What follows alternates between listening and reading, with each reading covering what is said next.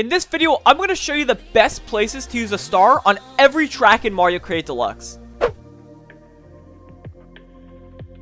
Now, I should mention that it may not be in your best interest to use one of these star strats given your situation in a race, but it's still nice to have a good idea of each track's best star strats. But regardless, once you're finished watching this video, you'll be giving her full throttle like it's second nature. So let's just start giving her, bud. On Mario Kart Stadium, if you use your star once you reach the first main shortcut, you'll be able to cut off a ton of off-road. The only real downside to this one is that by taking the ramp shortcut, you'll only get a single box, but other than that, this is a great star strat for saving time and potentially predicting shock. You could also change your star at the last set and take the ending shortcut on land. There's no real reason for taking the glider cut when you use the star here because you're guaranteed invincibility for the rest of the race anyways. Stars don't really have much extra purpose on Water Park, but by using your star when you get to this patch of off-road, you'll be able to save a bit of time but also save yourself from most of the remaining chaos in the rest of the race since your star power will run out while your glider is out. Now, whether you're on the blue or pink path, chaining your star at the last set of Sweet Sweet Canyon is the best way to use your star, as not only will you be able to take the ending donut shortcut, but you'll be invincible for the rest of the race. The star strat on Thwomp Ruins really isn't anything too special. You just chain your star into the first set, and just like that, it's another day in the office there, bud.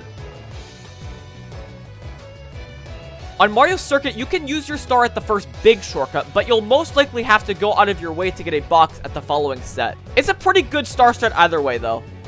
However, the ideal star strat starts when you chain your star at the last set, and you'll be perfectly set up for the ending shortcut. Now, whether you take the glider or stay on the main road is just situational, but if you can envision yourself being around the pack after your star runs out, then you should probably take the glider. But either way, you're good to go. Now, whether you take the beginning ramp or not, by using your star at the first set of Toad Harbor, you'll be able to plow through the crates and barrels and smoothly make your way to the next split path. And by activating your star at the ending shortcut, it will last long enough for you to easily make the beginning shortcut as well.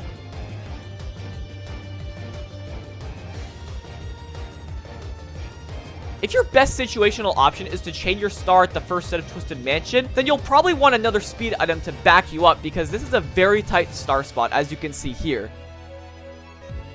Another great star strat starts when you land from the ending glider, and not only will you be able to avoid the nightmare that is the top path when you're vulnerable, but in a lap 3 situation, you'll be invincible for the rest of the race. Shy Guy Falls really isn't anything too special. You just use your star before the ending shortcut, you make it through, and you're giving her. Point blank period. This star strat on Sunshine Airport isn't anything too special either. You just gotta use your star before you get into the shortcut, and you'll be laughing. You could also chain your star into the last set, and in doing so, you'll barely be able to make the ending shortcut as well. If there is one thing for sure though, both of these star strats are great for predicting shock at either glider section. On Dolphin Shoals, the best star strat is at the last set of boxes, and it's nothing too special on its own, but if you can combine it with mushrooms to take the glider cut, it is a whole new beast.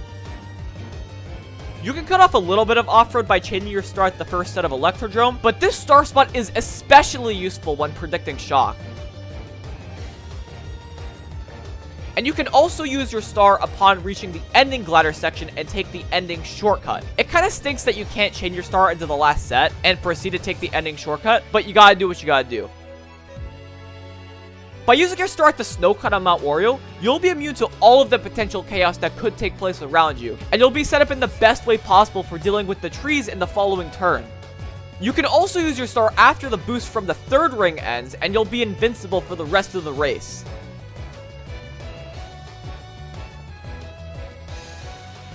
On Cloud Top Cruise, just chain your star into the last set of boxes, and even though it's a pretty boring star spot, at least you won't be getting target shocked. Use your star in the ending shortcut of Bone Dry Dunes, and you'll have the option of taking a first set box or taking the beginning shortcut as well. You'll be saving a good chunk of time either way.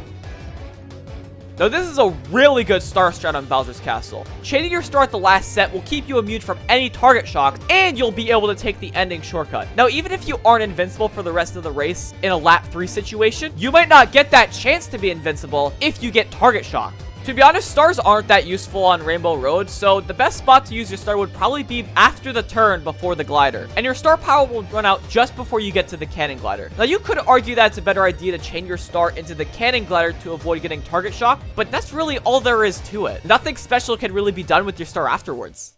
On Moo Moo Meadows, use your star when you get to that first grass cut and just drive straight until turning into the second set. Even if you could have changed your star at the first set, you'd only be able to get through the first grass cut before your star power runs out. It's just a goodie. Using your star in the grass cut before the last set of boxes on GBA Mario Circuit will set yourself up in a great way to end the lap or race. You'll be able to stick to the off-road before the final straight and could very likely dodge the shock as well. The star strat on Cheep Cheep Beach is pretty boring to say the least. You just chain your star at the second set and drive forward. It's really as simple as it sounds. Toad's Turnpike. Next! So the star can be used pretty much anywhere on Dry Desert, but the best place to use it would probably have to be at the first set. If you can combine this with triple shrooms, you'll be giving her like it's your job. You can also chain your star at the last set and take the ending shortcut. It's a pretty tight strat with the star alone, so just keep that in mind when you only have a star. This is a major wake-up call if you aren't using this star strat on Donut Plains 3. So chaining your star at the first set will cover all of your bases. You'll have a good chance of dodging, you'll be invincible on the bridge, you can take the grass cut, and you most likely won't have to go wide to get a box at the second set. On Roll Raceway, the best star strat begins just before the first set. You'll be able to cut off a good chunk of off-road and set yourself up nicely, both driving-wise and item-wise. Now, I'd only use this star strat in a lap 3 situation or if you're really far behind, but regardless, using your star at the shroom spot will allow you to cut off a ton of off-road and be invincible for almost the rest of the lap. The star strat on DK Jungle may seem useless at first, but hear me out. You're using this in the final section of the track, and you'll be immune to all the chaos that takes place on the second last straight. And it doesn't take a genius to realize how much of a lifesaver not having to deal with the second last straight is. Wario Stadium has a decent star strat, so chaining your star at the last set will allow you to take the ending shortcut and be invincible from getting shocked after boxes. And if you get hit right after your star, it will just be on the glider. So even if it doesn't look too special, it's still pretty good. On Sherbet Land, chain your star into the second set, and you'll be able to cut off a decent amount of snow, and when your star ends, you'll be right at the final set. It's a decent star strat overall. If you chain your star at the last set of Music Park, you'll be invincible for almost the rest of the lap, and you'll be able to take the ending shortcut. And if a shock comes right after your star ends, you'll only get shocked on the main road, so you'll still be slightly given her. Use your star when you get to the bridge of Yoshi Valley. You'll be able to take the ending cut and be invincible for almost the rest of the lap. I should mention though that this star strat applies when you only have a star. If you have mushrooms to back it up, you could chain your star at the last set rather than waiting until the bridge. The only downside to this is that you won't be invincible for the remainder of the lap. Chaining your star at the last set of Tick-Tock Clock will give you a huge relief in a lap 3 situation. A lot of crazy things can happen on the last few turns, so if you're in, say, 10th place, you could grind your way up to as high as 3rd place without even dodging the shock. The star strat on Piranha Plant Slide isn't anything too special either. You just chain your star at the last set, take the ending shortcut, and you're giving her. You also won't get target shock, which is pretty nice. Now, just like the golden strat, the star strat on Grumble Volcano is different depending on what lap you're on. So for laps 1 and 2, chain your star at the last set and take the shortcut. You'll be able to cut off a wee bit of off-road afterwards, and your star will run out on the final straight. And the star strat on lap 3 isn't as dramatic, but it's definitely a lot safer.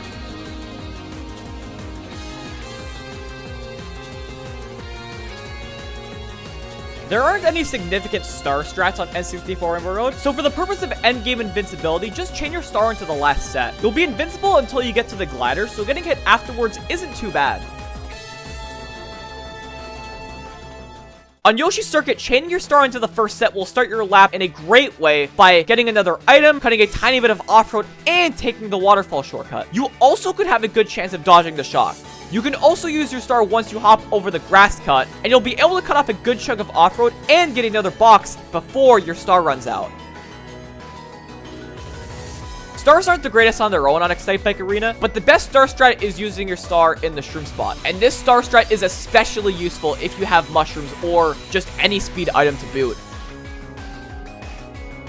If you chain your star into the first set of Dragon Driftway, you can take both grass cuts and your star power will run out just before the next set. Chaining into the double box makes this one a pretty good star strat overall. Now, alternatively, chain your star into the last set and take the ending shortcut. And this is a great star strat in a lap 3 situation. This one's pretty self-explanatory. On Muse City, simply use your star at the shroom spot and take the ending shortcut. And just like that, it's another day in the office there, bud.